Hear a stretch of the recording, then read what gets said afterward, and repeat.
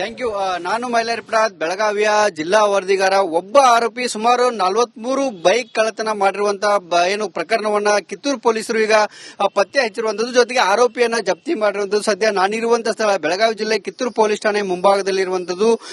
ಇಲ್ಲಿ ಕೃಷಿ ಕೆಲಸವನ್ನ ಮಾಡ್ಕೊಂಡು ಬರ್ತಿದ್ದಂತ ಆರೋಪಿ ಸುಮಾರು 43 ಬೈಕ್ ಅಂದ್ರೆ ಏನು ಬೆಳಗಾವಿ ಇರ್ಬೋದು, ಗದಗ ಇರ್ಬೋದು, ಧಾರವಾಡ ಇರ್ಬೋದು, ಉತ್ತರ ಕರ್ನಾಟಕ ಸೇರಿದಂತೆ ಬೇರೆ ಬೇರೆ ಜಿಲ್ಲೆಗಳಲ್ಲಿ ಕೂಡ ತನ್ನ ಕೈ ತೆಳಕವನ್ನ ಏನು ತೋರಿಸಿರುವಂತದ್ದು. ಪ್ರಮುಖವಾಗಿ ಈತ ಟಾರ್ಗೆಟ್ ಮಾಡಿರೋದು ಹೀರೋ ಹೊಂಡಾ ಸ್ಪೆಂಡರ್ ಬೈಕ್ ಗಳನ್ನ ಮಾತ್ರ ಈತ ಟಾರ್ಗೆಟ್ ಮಾಡಿ ಕಳ್ಳತನವನ್ನ ಮಾಡ್ಕೊಂಡು ಬರ್ತಿರುವಂತದ್ದು. ಇದನ್ನ ಕಳ್ಳತನ ಮಾಡಿಕೊಂಡು ಕೇವಲ 10 ರಿಂದ 15 ಸಾವಿರ ರೂಪಾಯಿಗೆ ಮಾರಾಟವನ್ನ ಮಾಡ್ಕೊಂಡು ಬರ್ತಿದ್ದಂತ ಈ ಒಂದು ಆರೋಪಿಯನ್ನ ಈಗ ಹೆಡೆಮುರಿ ಕಟ್ಟುವಲ್ಲಿ ಕಿತ್ತೂರು ಪೊಲೀಸರು ಯಶಸ್ವಿ ಆಗಿರುವಂತದ್ದು ಗಮನಿಸಬಹುದು.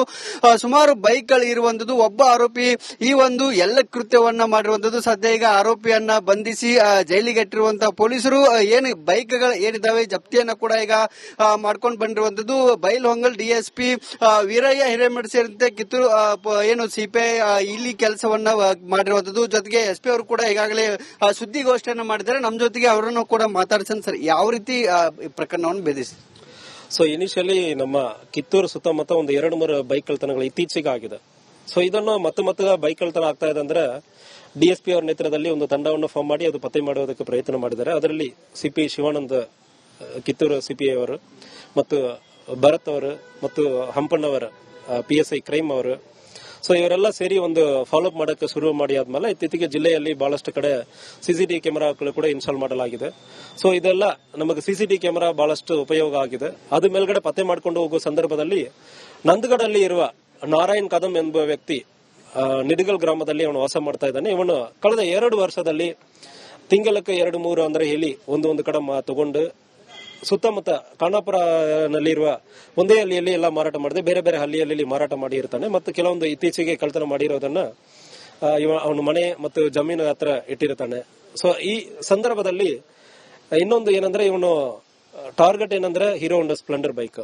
ಅದರಲ್ಲಿ ಒಂದು 4-5 ಚಾವಿ ಹಾಕೋದು, ಯಾವುದೋ ಒಂದು ಚಾವಿಯಲ್ಲಿ ಓಪನ್ ಆಗಿಬಿಡ್ತದೆ ಮತ್ತು ಬೈಕ್ ಸ್ಟಾರ್ಟ್ ಆಗಿಬಿಡ್ತದೆ.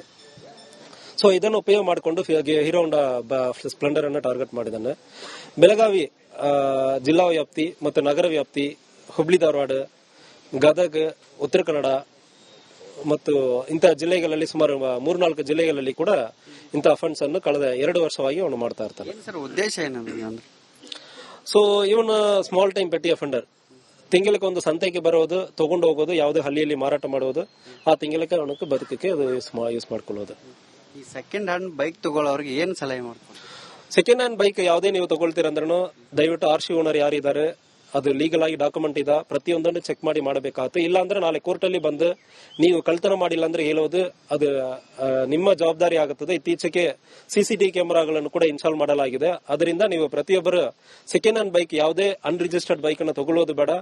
ತಗೊಳ್ತೀರಂದ್ರೆ ಅದು ವಿತೌಟ್ ಡಾಕ್ಯುಮೆಂಟ್ ತಗೊಳ್ತೀರಂದ್ರೆ ನಿಮಗೆ ಸಮಸ್ಯೆ ಆಗುತ್ತದೆ. ಕಳ್ತನ ಮಾಡಿರೋ ಬೈಕ್ ಅಂದ್ರೆ ನಿಮ್ಮ ಮೇಲ್ಗಡೆ ಕೇಸ್ ಆಗುತ್ತದೆ.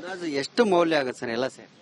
ಸೊ ಮಿನಿಮಮ್ ಒಂದು 30,000 ಅವರೇಜ್ ಅಂದ್ರೆ ಇಟ್ಕೊಳ್ತೀವಿ ಅಂದ್ರೆ ಒಂದು 12 ಲಕ್ಷ ಆಲ್ಮೋಸ್ಟ್ ಆಗ್ತದೆ. ಇದಿಷ್ಟು ಬೆಳಗಾವಿಯ SP ಆಗಿರುವಂತಹ ಕೆ ರಾಮರಾಜನ್ ಅವರು ಹೇಳ್ತಿರೋದು. ಸೆಕೆಂಡ್ ಹ್ಯಾಂಡ್ ಅಂದ್ರೆ ಬೈಕ್ ಅನ್ನ ತಗೊಳ್ಬೇಕಾದ್ರೆ ಎಚ್ಚರ ವಹಿಸಬೇಕು, ಜೊತೆಗೆ ದಾಖಲೆಗಳನ್ನ ಪರಿಶೀಲನೆ ಮಾಡಿ ಬೈಕ್ ಗಳನ್ನ ಖರೀದಿ ಮಾಡಿ ಅನ್ನೋ ಒಂದು ಮಾತನ್ನು ಕೂಡ ಹೇಳ್ತಿರುವಂತದ್ದು. ಇದಿಷ್ಟು ಇಲ್ಲಿನ ಸುದ್ದಿ. ಮುಂದಿನ ಸುದ್ದಿನ ಕೊಡೋದಕ್ಕೆ ನನ್ನ ಸಹೋದ್ಯೋಗಿದ್ದಾರೆ. ಒಟ್ಟು ಎಸ್, ಥ್ಯಾಂಕ್ ಯು.